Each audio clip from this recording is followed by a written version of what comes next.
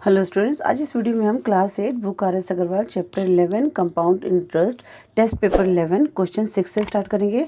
बच्चों, ये test paper 11 की सेकंड वीडियो है। अगर आप क्वेश्चन 1 से लेकर 5 तक की वीडियो देखना चाहते हैं तो डिस्क्रिप्शन में लिंक दिया गया, वहाँ से देख सकते हैं। बच्चों, क्लास 8 की जितने भी चैप्टर्स की अभी तक वीडियो बनी है सबका लिंक डिस्क्रिप्शन में दिया गया है। अगर आप देखना चाहते हैं तो वहाँ से देख सकते हैं। बच्चों, पार्ट बी क्वेश्चन 6 से 10 तक आपने क्या करना है, इनको सॉल्व करना है और जो करेक्ट ऑप्शन है उसको टिक करना है।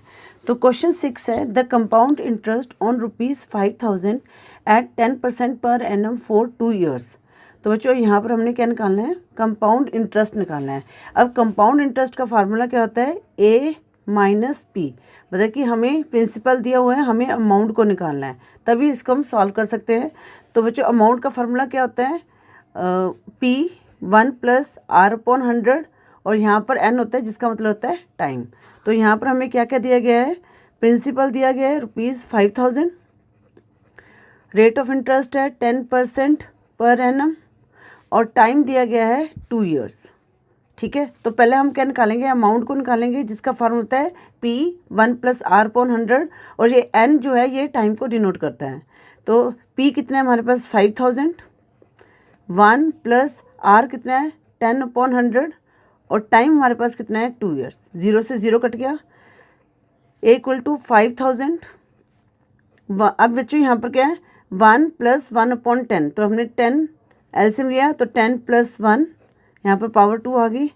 अब 5,000 यहाँ पर मल्टीप्लाई का साइन लगाएंगे तो 10 + 1 कितना हो गया 11/10 और ये हम कितनी बार लिखेंगे, 2 टाइम्स लिखेंगे। 0 से 2 0 कट गई, यहाँ पर 11 को 11 से मल्टीप्लाई करते हैं तो बच्चों 121 आता है। ठीक है, अब हमने 50 से मल्टीप्लाई करना है, हम सीधा क्या करते हैं 5 से मल्टीप्लाई करते हैं। 5 × 1 = 5, 5 × 2 = 10, 0 1 कैरी, 5 × 1 = 5 + 1 6 और ये 0 था इसका 0 लगा दिया तो हमारे पास अमाउंट कितना आ गया, ₹6,050 आ गया। अब हमें क्या निकालना है, कंपाउंड इंटरेस्ट निकालना है, वो कहता है A - P।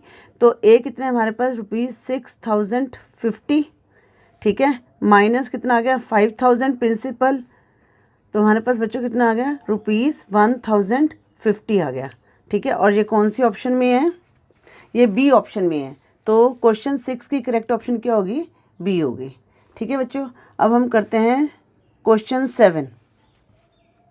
क्वेश्चन 7 है, the amount rate of growth in population of a town is 5%. If its present population is 4,000, what will be its population after 2 years? अब बच्चों, जो प्रेजेंट पॉपुलेशन है ये हमारा क्या हो गया, P हो गया। अब what will be population after 2 years, हमने क्या निकालना है, यहाँ पर A निकालना है, तो फार्मूला वही लगाएंगे हम। ठीक है, तो क्वेश्चन को देखते हैं कैसे करते हैं इसको। क्वेश्चन 7, तो ये जो प्रेजेंट पॉपुलेशन है इसको हम क्या बोलते हैं, P बोलेंगे, प्रेजेंट पॉपुलेशन P हमारे पास कितना आ गया बच्चों 4,000। उसके बाद रेट ऑफ ग्रोथ, अब ये ग्रोथ है बच्चों, देखो इस चीज़ का ध्यान रखना, ग्रोथ में इसकी बढ़ रही है, ठीक है, इंक्रीज हो रही है, तो फार्मूला में हमने प्लस का ही साइन रखना है। अगर डेप्रिशिएशन होता है, डिक्रीज होता तो हम माइनस का साइन लगाते हैं, थोड़ा सा फार्मूला में चेंज आ जाता है। वो कितना है 5% है। अब बच्चों टाइम कितना है यहाँ पर 2 ईयर्स है। ठीक है, तो अब यहाँ पर हम लिखेंगे पॉपुलेशन आफ्टर 2 ईयर्स, जिसको हम मान लेते हैं A। बस बच्चों यहाँ पर A का फॉर्मूला लगाना है, वो क्या होता है P कितना है 4,000, 1 + अब मैं आपको दोबारा से बता रही हूँ, यहाँ पर रेट ऑफ ग्रोथ है, मतलब कि इंक्रीज हो रही है, तो यहाँ पर हम प्लस का साइन लगाएंगे और यहाँ पर 5/100 और टाइम यहाँ पर आ जाएगा 2। ठीक है बच्चों, 0 से 0 कट गई, 5 × 1 = 5, 5 × 2 = 10, तो बच्चों यहाँ पर कितना है 4,000 इंटू, यहाँ पर कितना आ जाएगा, यहाँ पर क्या 2 है, नहीं 20 है, सॉरी 5 × 2 = 10, 20 आ गया, तो 21 × 20 + 1 21/20 इंटू 21/20, ये 20 2 = 40, 0 0 आ गया यहाँ पर, और यहाँ पर कितना आ जाएगा 20 10 = 200, 10 आएगा यहाँ पर 10। ठीक है, अब 21 को आपने 21 से मल्टीप्लाई किया तो कितना आ गया 441 आ गया, और 10 से मल्टीप्लाई किया तो 4410 आ गया। तो हमारी पॉपुलेशन क्या होगी आफ्टर 2 ईयर 4410। अब यहाँ पर तो क्या ऑब्जेक्टिव टाइप है, बस हमने देखना है करेक्ट आंसर कहाँ लिखा हुआ है, सी ऑप्शन में लिखा हुआ है। तो क्वेश्चन 7 की करेक्ट ऑप्शन क्या होगी, सी होगी। ठीक है बच्चों, अब हम करते हैं क्वेश्चन 8। क्वेश्चन 8 है, eight what rate % per annum will ₹5,000 amount to ₹5,832 in 2 years compounded annually. अब बच्चों यहाँ पर क्या है, कंपाउंडेड एनुअल ही हमने निकालना है, बट हमें क्या निकालना है, रेट % निकालना है। ठीक है, हमारे पास क्या दिया गया है, प्रिंसिपल आ गया ₹5,000 और अमाउंट आ गया ₹5832 टाइम 2 years है, और हमने किसको निकालना है, आर को निकालना है। ठीक है, कुछ नहीं करना बच्चों, आपने सिर्फ फार्मूला लिखना है। फार्मूला क्या होता है, ए का अमाउंट का P1 + R/100। ठीक है, और यहाँ पर क्या आ जाएगा, टाइम आ जाएगा। ठीक है बच्चों, तो अब ए की वैल्यू क्या दी हुई है, अमाउंट कितना दी हुआ है 5832 इक्वल टू प्रिंसिपल हमारे पास कितना है 5000। ठीक है, 1 प्लस और आर कितना दिया हुआ है, यहाँ पर आर को तो हमने निकालना है ना, R/100 पावर टाइम कितना है 2 आ गया। ठीक है बच्चों, अब बच्चों ये जो वैल्यू है इधर चल जाएगी, यहाँ पर मल्टीप्लाई में, यहाँ पर डिवाइड में चला जाएगा। ये 5832/5000 इक्वल टू 1 प्लस R/100, यहाँ पर 2 आ जाएगा। अब बच्चों ये अगर किसी पे काटते तो काट देख लेते हैं किस पे कट सकता है, ये 2 पे कट जाएगा, है ना। 4 1 4, 4 4 16, 4 1 4 4, वैसे तो 4 पे भी कट जाएगा डायरेक्ट ना। हाँ, करके देखें इसका, यहाँ से 4 1 4, 4 1 4, यहाँ पर 10 रह गया, 4 2 8, 20, तो 4 5 20, 0 आ गया। आगे इसको काट के तो ये आ गया। 4 1 4, 18, तो 4 4 16, 18 में से 16 लेस गया, 2 रिमाइंडर बचा, है ना। तो कितना आ गया 23, तो 4 5 20, 23 में 20 लेस किया तो 3 रिमाइंडर बचा 32, 4 8 32, है ना। अब ये किस पे जाएगा, अगेन 4 पे चला जाएगा, 4 3 12, 4 3 नहीं 4 पे तो जाएगा, 2 पे चला जाएगा ना। 2 7 14, 2 2 4, 2 9 18, 2 6 12, 2 2 4, 2 5 10। ठीक है, तो अब हमारे पास क्या आ गया 729/625 इक्वल टू, अब मेरे ख्याल से ये ना किसी पे नहीं कटता, ये किसी का स्क्वायर हो सकता है, तो देखते हैं किसका होगा। ठीक है बच्चों, अब बच्चों देखो 5 किस में आता है, तो 5 के टेबल में आता है। तो आप ये देखो थोड़ा सा गैसेस लगाओ, है ना, या अगर स्क्वायर रूट निकालना चाहते तो स्क्वायर रूट कर दो। अब बच्चों ये पहले ना इसको हमने कैंसिल करना है, ये हमने कैंसिल कर दिया और यहाँ पर लगा दिया स्क्वायर रूट। अब 625 देखो 5 के टेबल में आता है, तो हमने देखना है 15 15 ज़्यादा 225, है ना। तो हमने 25 को 25 से मल्टीप्लाई करके देख लेते हैं। वैसे 25 स्क्वायर क्या होता है 625 ही होता है। ठीक है, तो 2 2 2 3 6, 2 5 5 5 25, 625, तो ये किसका स्क्वायर हो गया 25 का, है ना।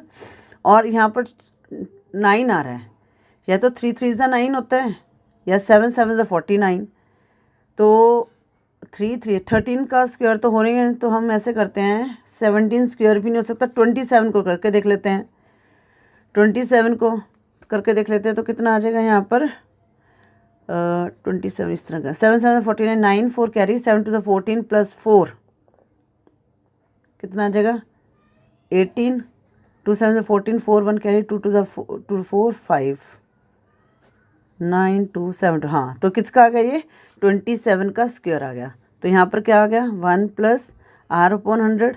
अब ये 1 इस साइड आ जाएगा। ठीक है, तो बच्चों इसको ना मैं यहाँ हल करती हूँ, यहाँ सॉल्व करते हैं ना। तो ये 27/25, यहाँ पर +1 है -1 इक्वल टू R/100। एलसीएम लिया तो कितना आ जाएगा 27 -25 इक्वल टू R/100। अब जो यहाँ पर आ गया 2/25 इक्वल टू R/100। अब हम क्या करेंगे क्रॉस मल्टीप्लाई कर देंगे। ठीक है, तो यहाँ पर क्या आ जाएगा R25, ये 25R इक्वल टू 100 को 2 से किया 200 आ गया। अब हम R की वैल्यू निकाल देते हैं 200/25, 25 8 200, तो R की वैल्यू रेट ऑफ इंटरेस्ट कितना आ गया 8% आ गया, है ना। आई होप ये क्वेश्चन आपको समझ आ गया होगा। तो ये कौन सी ऑप्शन में 8%, डी ऑप्शन में है। तो क्वेश्चन डी की करेक्ट ऑप्शन क्या होगी, क्वेश्चन 8 की करेक्ट ऑप्शन क्या होगी, डी होगी। डी कह रही हूँ मैं ना, क्वेश्चन 8 की करेक्ट ऑप्शन डी है। अब हम करते हैं क्वेश्चन 9।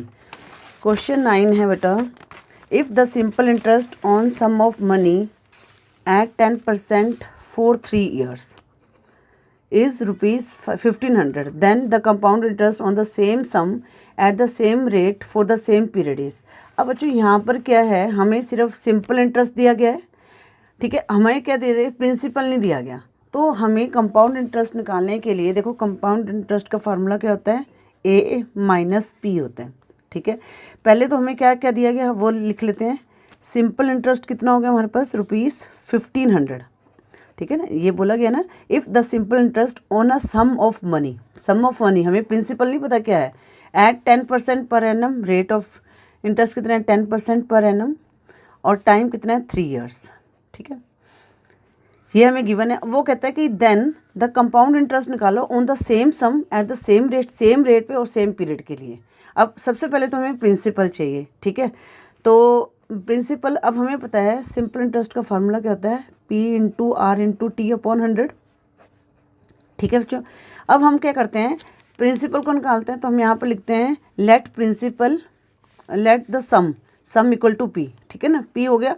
तो सिंपल इंटरेस्ट कितना दिया गया बच्चों यहाँ पर 1500, पी को हम एज इट इज़ लिख देते हैं क्योंकि हमने पी निकालना है, इंटू रेट ऑफ इंटरेस्ट 10 और 3/100, 0 से 0 कट गए। तो यहाँ पर क्या आ गया, 1500 इक्वल टू 3/10 पी। बस अब पी की वैल्यू आ जाएगी, प्रिंसिपल की वैल्यू आ जाएगी 1500 इंटू 10/3 आ जाएगा, 3 5 ज़ा 15, 0 0, और 5 को 10 से मल्टीप्लाई किया तो हमारे पास प्रिंसिपल कितना आ गया, ₹5000, राइट।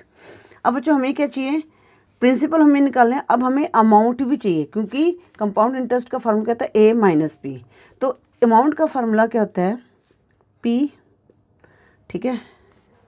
तो क्या लिखेंगे, P 1 + R/100, और यहाँ पर कितना आ जाएगा, टाइम आ जाएगा।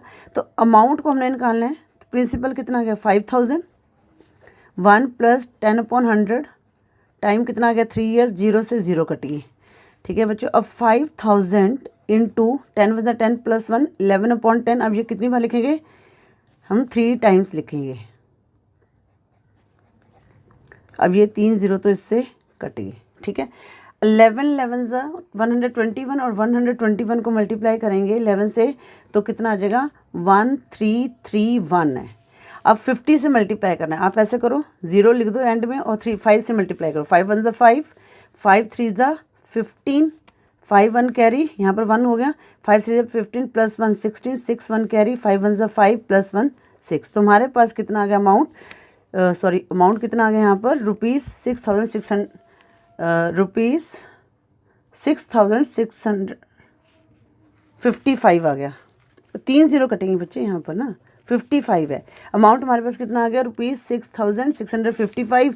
कंपाउंड इंटरेस्ट का फार्मूला होता है ए माइनस पी, ₹6655 माइनस ₹5000, तो कितना आ जाएगा, ₹1655 आ जाएगा। और ये देखें कौन से ऑप्शन में, ए ऑप्शन में है। तो 9th की करेक्ट ऑप्शन क्या होगी, ए होगी, ठीक है बच्चों। आई होप ये क्वेश्चन भी आपको समझ आ गया होगा।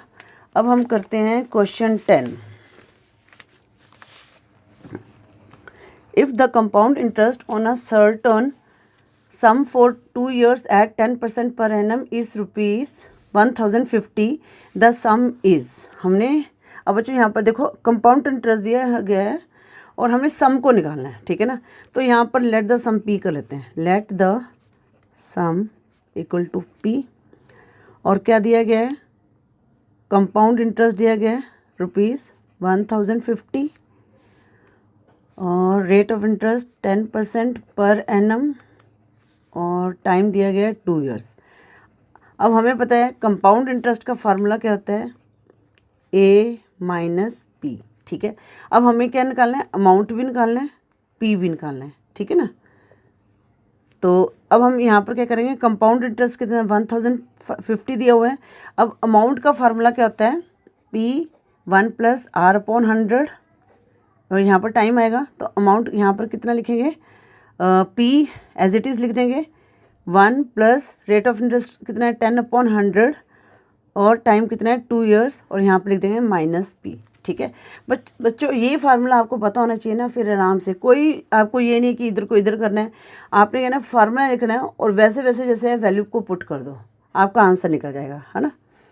1050 पी, अब ये इससे कट गया, है ना, तो इनटू, तो 10 वन सा 10 प्लस 1 11/10 इंटू, अब यहाँ पर क्या पावर 2 है तो 2 टाइम्स लिखेंगे, ठीक है, माइनस पी 1050 इक्वल टू यहाँ पर कितना है 121/100 पी माइनस पी आ गया, ठीक है। अब जो यहाँ पर करते हैं थोड़ी सी स्पेस को बचाते हैं क्योंकि ऑब्जेक्टिव टाइप क्वेश्चन ही है, तो अब ये वैल्यू हमारी 1050 आ गया इक्वल टू, अब बच्चों यहाँ पर क्या है पी की वैल्यू है दोनों, तो हम यहाँ पर 100 एलसीएम लेंगे, 121 पी माइनस यहाँ पर कितना आ जाएगा 100 पी आ जाएगा, तो 1050 इक्वल टू 121 में से 100 को माइनस किया तो 21/100 पी आ गया। अब हम पी की वैल्यू निकालेंगे तो 1050 पी की वैल्यू हमेशा रेसिप्रोकल होगी 100/21 आएगा, ठीक है। अब ये देखो किस पे कटेगा, वैसे तो 21 पे कट जाएगा, है ना, हाँ 21 पे ही कट जाएगा, 21 5 ज़ा 5 505, हाँ 21 5 ज़ा 105 0 आ गया, और 50 को 100 से मल्टीप्लाई किया तो कितना आ गया ₹5000 आ गया, है ना। अब देखते हैं ये हमारे ऑप्शन में, हाँ ये सी ऑप्शन में है ₹5000, तो क्वेश्चन 10 की करेक्ट ऑप्शन क्या होगी, सी होगी, राइट बच्चों। आई थिंक ये 6 से लेकर 10 तक आपको समझ आ गए होंगे। अब हम करते हैं part c 11 fill in the blanks. अब बच्चों यहाँ पर अब इतने क्वेश्चन सॉल्व किए, अब तो ये आपको पता ही चल गया होगा यहाँ पर क्या आना है, आर आना है, ठीक है ना। ए इक्वल टू P1 + R/100 और एन जो है वो टाइम को डिनोट करता है। अब अमाउंट माइनस प्रिंसिपल कितना होता है, कंपाउंड इंटरेस्ट होता है। ये भी हमने क्वेश्चन सॉल्व किए हैं इतने। अब वो कहता है if the value of a machine is ₹P and it depreciate at R% per annum, then its value after 2 years is, हमने यहाँ पर वैल्यू लिखनी है। तो बच्चों यहाँ पर क्या आपने फार्मूला लिखना है, तो हमें क्या दिया गया है, पार्ट 3 है ये, वैल्यू ऑफ मशीन इज़, अब अमाउंट का फार्मूला क्या होता है, अमाउंट लिखना है यहाँ पर, तो यहाँ पर value of machine is P दी हुई है, if the value of machine is ₹P and it depreciate R% per annum, तो बच्चों फार्मूला क्या है 1। अब यहाँ पर आपने ध्यान रखना है, जब ऐसे डेप्रिशिएट आ जाएगा या डिक्रीज़ आ जाएगा तो वहाँ पर आपने माइनस का साइन लगाना है, तो यहाँ पर क्या आ जाएगा R/100, ठीक है। और यहाँ पर क्या आ जाएगा, और टाइम कितना दिया हो, टाइम दिया हुआ है तो हमने 2 लिख दिया यहाँ पर, ठीक है। तो हमारे पास ए की वैल्यू क्या होगी, P1 - R/100 2, तो ये आपकी वैल्यू है, यहाँ पर आपने इस तरह से लिखना है, ठीक है। अब हमारा पार्ट 4 क्या है, if the population P of a town increases at 10% per annum, then population after 5 years. अब बच्चों यहाँ पर सेम हमने ए को ही निकालना है, तो हमने इसी तरह से क्वेश्चन किया, फार्मूला को यूज़ किया हमने। अब यहाँ पर जो पॉपुलेशन है वो क्या है, P है। अब बच्चों यहाँ पर इंक्रीज़ हो रही है, तो यहाँ पर क्या लगाएंगे 1 + R/100, और यहाँ पर जो है आफ्टर 5 ईयर्स लिखा है तो यहाँ पर जो है वैल्यू 5 आ जाएगी, ठीक है बच्चों। इस तरह से ये आपने फिल इन द ब्लैंक्स को करना था। आई होप ये क्वेश्चन 6 से लेकर आपको 11 तक अच्छी तरह से समझ आ गए होंगे। बच्चों वीडियो यूज़फुल लगे तो वीडियो को लाइक करें, शेयर करें अपने फ्रेंड्स के साथ, चैनल पर न्यू हो तो चैनल को सब्सक्राइब करें। Thank you for watching. Next video में हम नया चैप्टर स्टार्ट करेंगे, चैप्टर 13।